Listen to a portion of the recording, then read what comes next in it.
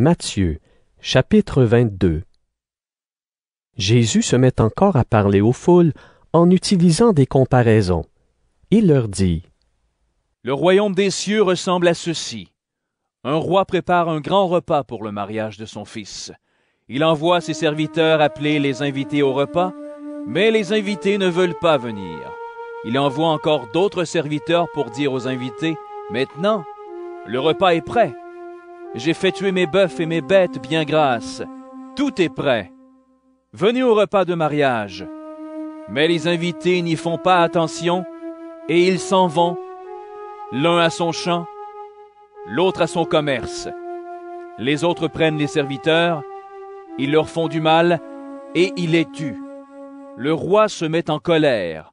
Il envoie ses soldats tuer les assassins et brûler leur ville. Ensuite, il dit à ses serviteurs: Le repas de mariage est prêt, mais les invités n'étaient pas dignes de le manger. Allez donc au croisement des chemins et invitez au repas tous les gens que vous rencontrerez. Les serviteurs partent sur les chemins. Ils rassemblent tous les gens qu'ils trouvent, les mauvais et les bons.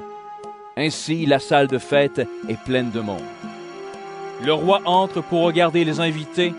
Il voit un homme qui n'a pas le vêtement de fête. Il lui dit: Mon ami, comment? Tu es entré ici sans le vêtement de fête. L'homme ne répond rien. Alors le roi dit au serviteur: Attachez-lui les mains et les pieds et jetez-le dehors, dans la nuit. Là, il pleurera et il grincera des dents. Et Jésus ajoute: Oui, Dieu appelle un grand nombre de gens, mais il n'y en a pas beaucoup qui sont choisis. Alors, les pharisiens se réunissent. Ils cherchent comment prendre Jésus au piège en le faisant parler. Ils envoient vers Jésus quelques-uns de leurs disciples avec des gens du parti d'Hérode. Ces gens-là disent à Jésus: Maître, nous le savons, tu dis la vérité. Tu enseignes en toute vérité ce que Dieu nous demande de faire. Tu n'as peur de personne, parce que tu ne regardes pas l'importance des gens. Dis-nous donc ce que tu penses. Est-il permis ou non de payer l'impôt à l'empereur romain?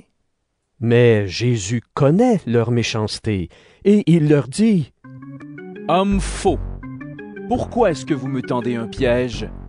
Montrez-moi l'argent qui sert à payer l'impôt. Il lui apporte une pièce d'argent. Jésus leur dit: Sur cette pièce, il y a l'image et le nom de quelqu'un. De qui donc? Ils lui répondent: De l'empereur. Alors, Jésus leur dit: Eh bien, rendez à l'empereur ce qui est à l'empereur, et rendez à Dieu ce qui est à Dieu. Quand ils entendent cela, ils sont très étonnés. Ils laissent Jésus et s'en vont. Le même jour, des Sadducéens s'approchent de Jésus. Les Sadducéens pensent que les morts ne se relèveront pas. Ils interrogent Jésus en lui disant: Maître, Moïse a dit, si un homme meurt sans avoir d'enfant, son frère doit se marier avec la veuve. Ainsi, il donnera des enfants au frère qui est mort. Eh bien, supposons ceci. Chez nous, il y a 7 frères. Le premier se marie, il meurt sans avoir d'enfant. Il laisse donc sa femme au deuxième frère. Il arrive la même chose au deuxième frère, puis au troisième, et enfin à tous les 7. Après eux tous, la femme meurt aussi. Quand les morts se relèveront, parmi les 7 frères, qui sera le mari de cette femme? En effet, chacun a été son mari. Jésus leur répond: Vous vous trompez, parce que vous ne connaissez ni les livres saints, ni la puissance de Dieu. Quand les morts se relèveront, les hommes et les femmes ne se marieront pas, mais ils vivront comme les anges auprès de Dieu. Au sujet des morts qui se relèvent, vous avez sûrement lu cette parole de Dieu: Je suis le Dieu d'Abraham, le Dieu d'Isaac et le Dieu de Jacob. Dieu n'est pas le Dieu des morts, mais il est le Dieu des vivants. Les foules entendent cela.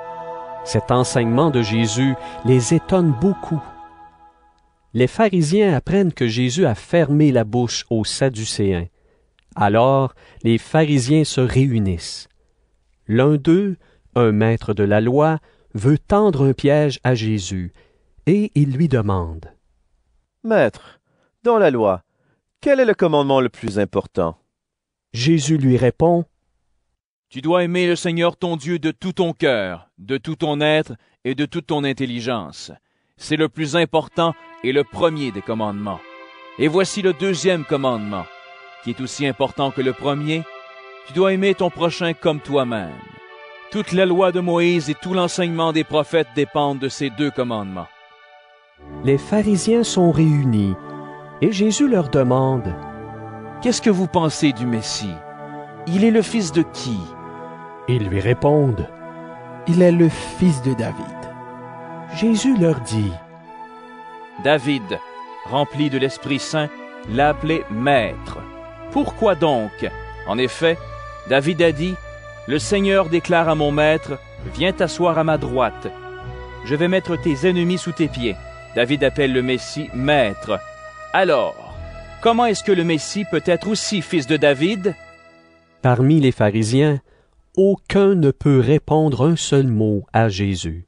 Et, à partir de ce jour-là, personne n'ose plus lui poser de questions.